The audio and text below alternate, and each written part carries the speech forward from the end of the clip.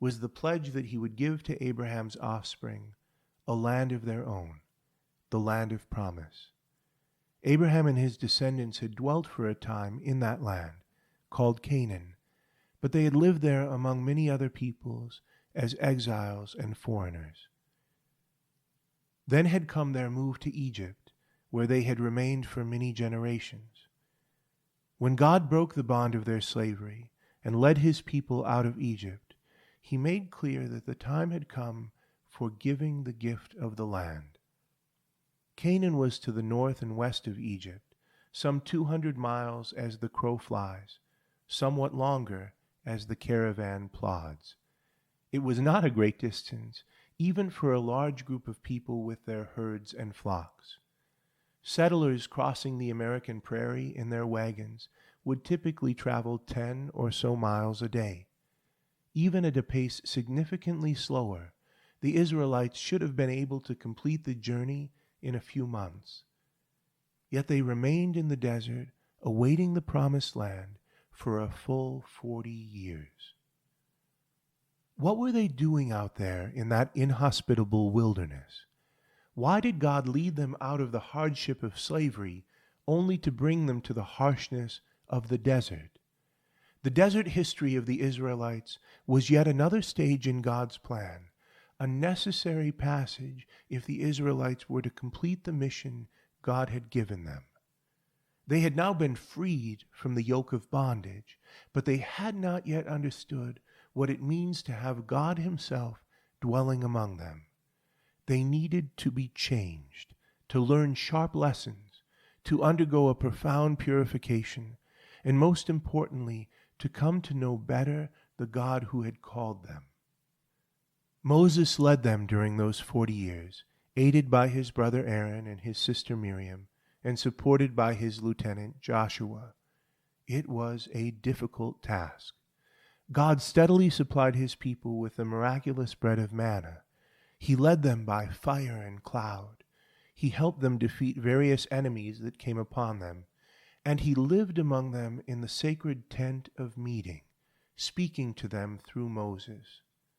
Still, when all was said and done, the Israelites on the whole did not want to keep their side of the covenant.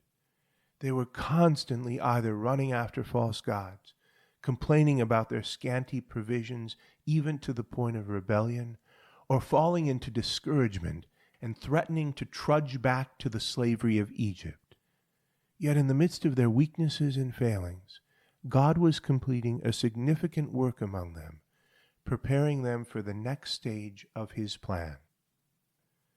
Toward the end of those 40 years, after the whole generation of Israelites who had been freed from slavery had died, Moses explained their desert wanderings to those who remained.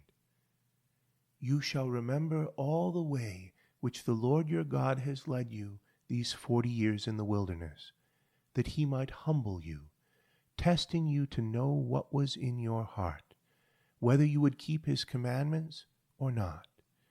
He humbled you and let you hunger and fed you with manna, that he might make you know that man does not live by bread alone, but that man lives by everything that proceeds out of the mouth of the Lord. Know then in your heart that as a man disciplines his son, the Lord your God disciplines you. God also made clear that all this discipline was for the sake of the good things he was bringing to his chosen people.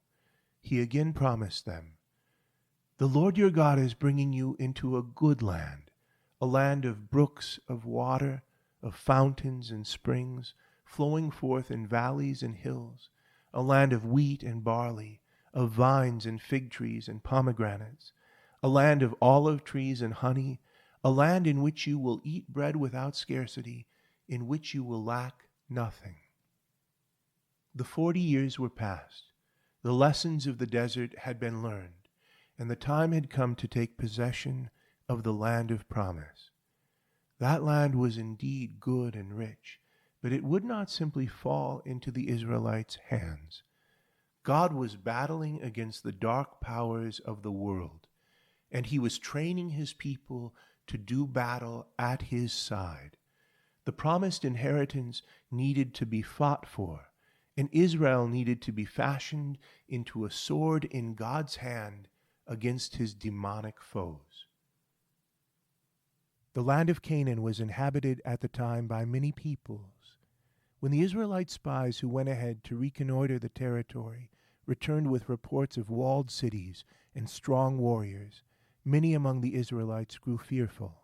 But Joshua and Caleb, who had learned to trust that the God who had destroyed the Egyptians could handle whatever their enemies might throw at them, quieted the people's fears.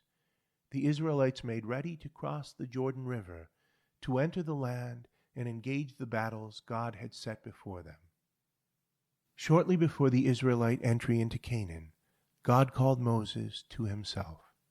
The great leader who had faced down Pharaoh, who had brought the Israelites out of Egypt through the Red Sea, who had spoken with God on the holy mountain, who had guided the Israelites for 40 years through many trials, was not to see the fulfillment of his labors. He was buried on a mountain at the edge of the promised land, and there for a full month the Israelites mourned his death. God made a promise to the Israelites that one day he would send his people another prophet like Moses, one who would speak to him face to face, who would lead his people out of a yet more oppressive slavery. That promise took deep root in the Israelite mind. Just before dying, Moses spoke stern and encouraging words to the people he had led for so long. See, I have set before you this day life and death, good and evil.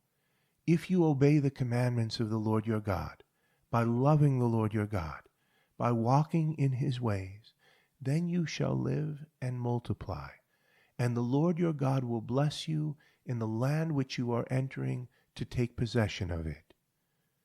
But if your heart turns away, and you will not hear, but are drawn away to worship other gods and serve them, I declare to you this day that you shall perish.